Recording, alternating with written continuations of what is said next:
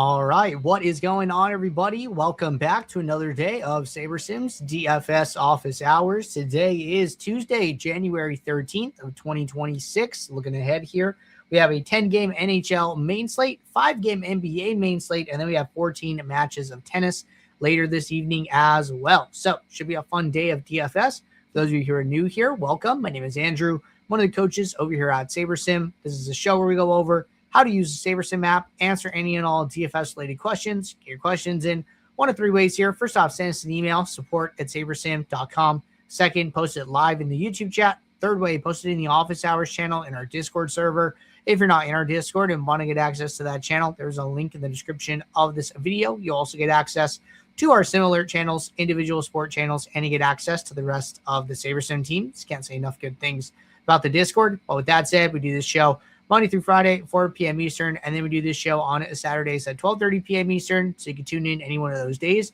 to get your questions answered. All right. Apologies for the late start today. Got a couple things going on here. If you guys haven't heard or are not currently hearing, I hope you're not hearing. But a lot of moving pieces here, so I need to start the show a little bit later. Appreciate you guys being flexible with me. We do have a number of questions that came in prior to the show today. So we will start there and just work our way down and then kind of see where things shake out. All right, first question today. Hey, Andrew, I typically build all of my lineups, single entry, 20 max, 150 max, 20 to 30 lineups, all in one build. Am I hurting my ROI at all? By setting minimax exposures, I try to do this for risk tolerance for MME, but think I may be doing myself a disservice in relation to my entire portfolio. Thanks. Okay. So overall, I think it is okay to set mini-max exposure still. However, I am of the opinion that it is probably better to set the exposures when you use direct fill, okay? So the difference, right, is that if we're using one group per contest and we're playing 220 maxes, we have two groups like this. The exposures go to each group individually. I think it's a little bit better to set the exposures on an overall total contest, total lineup, total kind of portfolio basis. And you do that by using a template like direct fill, where it groups all of your lineups into a single it takes all of your contests, puts them in a single group. And so this will make the exposures easier to meet. And I think that this will have a little bit more of the impact you're looking for, rather than, you say like, hey, I'm doing some single entries, some 20 max, maybe you're playing some 3 max, right? So sending all of those individually is going to be a little bit harder for the builder to do. I think it's better to just group them all together and let the exposures apply to them as a whole. All right. Next question. Random question. Is the feature for adjusting randomness essentially asking the sim to take into account the likelihood that a team might play another team into overtime and then meet them the very next game in the opposite stadium, and it's a 30-point rout by halftime? Okay, so it's like an extreme example. Randomness does not do that per se. What randomness does, and you'll see randomness here when you switch over to optimizer mode, you see randomness, and then if you click this drop down, you're going to have options to add randomness, and there's a bunch of different options here. This is for people who really are familiar with kind of traditional optimizers and how they work. What randomness does is first off, it assumes that each player has a normal distribution, and what it does is it determines how far on the distribution you take outcomes for this player. So like, it's usually by standard deviations. There's like 1 standard deviation, 2 standard deviations, and 3 standard deviations. And then usually around the 3 standard deviation mark is where you get these like tail outcomes, they're called, which are outcomes that happen a very small percentage of the time, but outcomes that are important for DFS. So at the tails is when you would be cranking randomness up. When you are using a very high randomness, that is when you are essentially getting these tail outcomes. So these are, the highest scoring games, the lowest scoring games, their worst performances, their best performances. So I think that, somebody could have a high outcome performance in a game that goes to overtime, right? Or somebody could have a very bad performance in a game that gets blown out by halftime. So you're kind of on the right track there. High randomness equals kind of extreme outcomes is a good way to think about it. All right. Next question. If I have 3 different lineup groups for 3 different contests, how do I go about adjusting the exposure for each contest? For example, I want 20% of Christian Kirk in each contest. Okay, so this is another great thing. We already kind of touched on this. Exposures that you set get sent to each group individually. So if you set 20% Kirk, 20% is going to be sent to group 1, 20% to group 2, and then in your example, 20% to group 3. Now, the only thing here to be mindful of is that, well, number one here, something I can do is I can see the exposures for each individual group by clicking on it. So let's run some lineups first.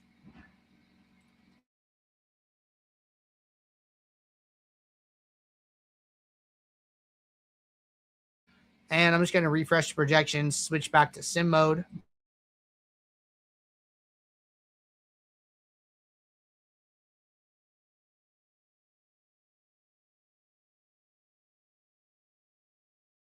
All right, lineup's running now.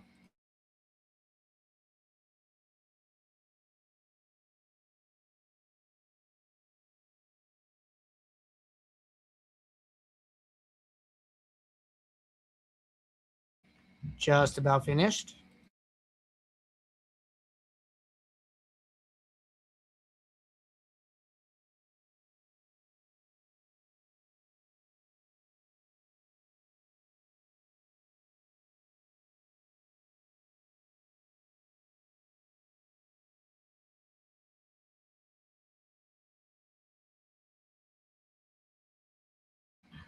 All right, so we're about good here.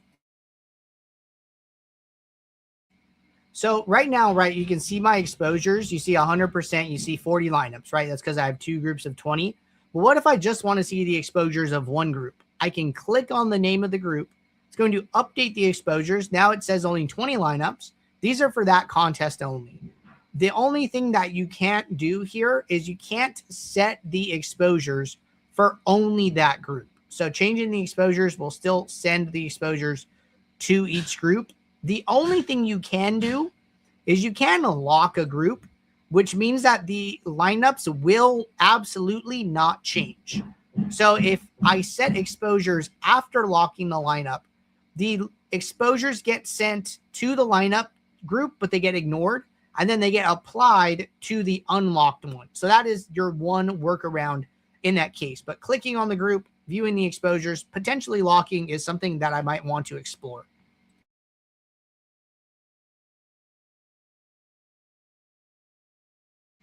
All right, next question. So I want to build 150 lineups. Some will come from high projections, for example, lineups that are projected for at least 295 points, others from high or low ownership. How can I group them in my final 150 to enter without having to favorite them one by one? Great question. So this would be a great opportunity to take advantage of the favorites feature, which you kind of mentioned here. It sounds like you don't know how to bulk favorite them, and I will show you exactly how to do that. So first part of this is I have a video on how to do this in office hours in Discord. Let me pull that up.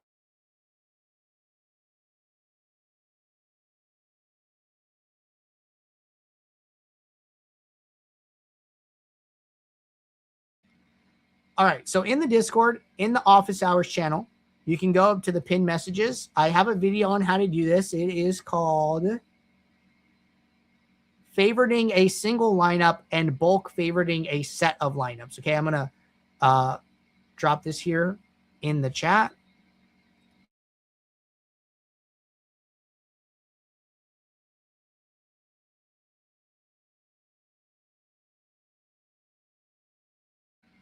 All right, that video is in the YouTube chat if anybody wants it. And I'm going to send this directly to this user as well.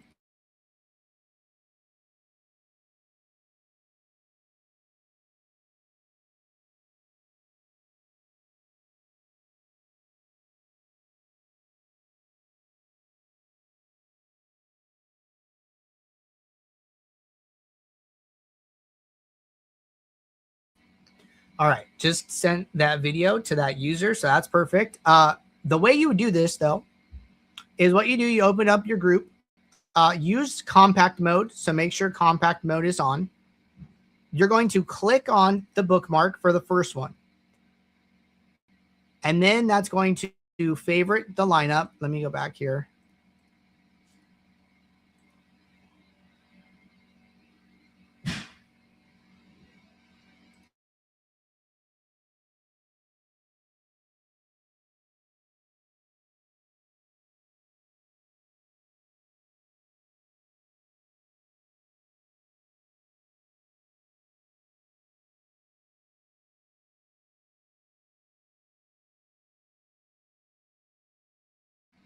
Okay, so this is the point we were at. So after you favorite the first one, you scroll down to the last one you want to favorite.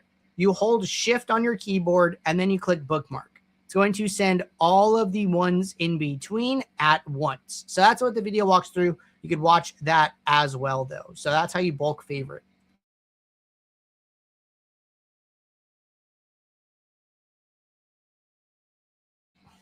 All right, next question.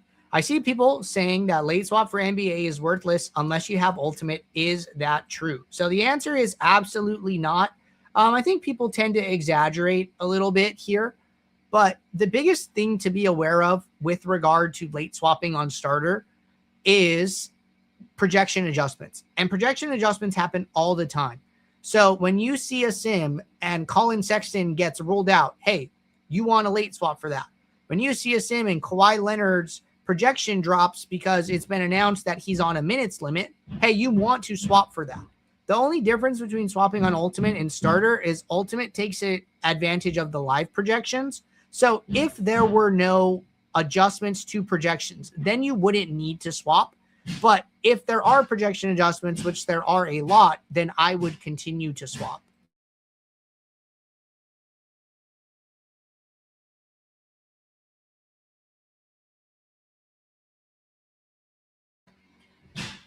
All right, next question.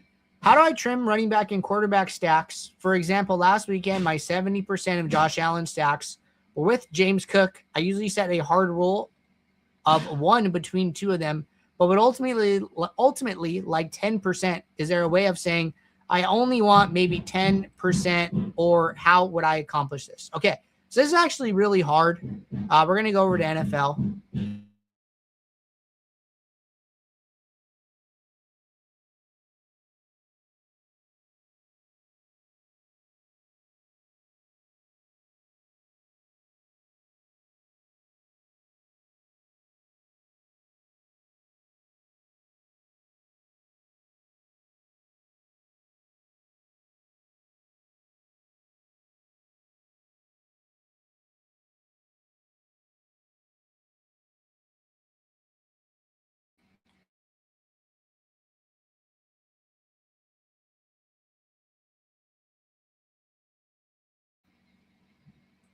I think the best way would probably still be with favorites. So like you say that, okay, I'm playing 10% of stacks that have Allen and Cook, and maybe I want to play 30% of Allen total, right? What I would probably do is I would run one build that has, say I need 150 lineups. Okay, 10% is 15. So I build 15 lineups and build one that has both of them, right? And I would probably just lock them. Like, hey, I want Allen and I want Cook. And then what I'm going to do is I'm going to go to build 2, and I'm going to create a rule that says I would probably just X Cook, and then I would lock Allen here, right? And then maybe I would build 30 lineups. So then now I've built 10% with Allen and Cook, 20% with just Allen, no Cook, and then I can open up a third build where I effectively X Allen, leaving Cook available to be put in lineups with other quarterbacks. So I think using different builds, favoriting them all the way that we just talked about in the last example is going to be your best bet here, because you can't do like combinatorial exposures where like this player and this player X% doesn't exist at the moment.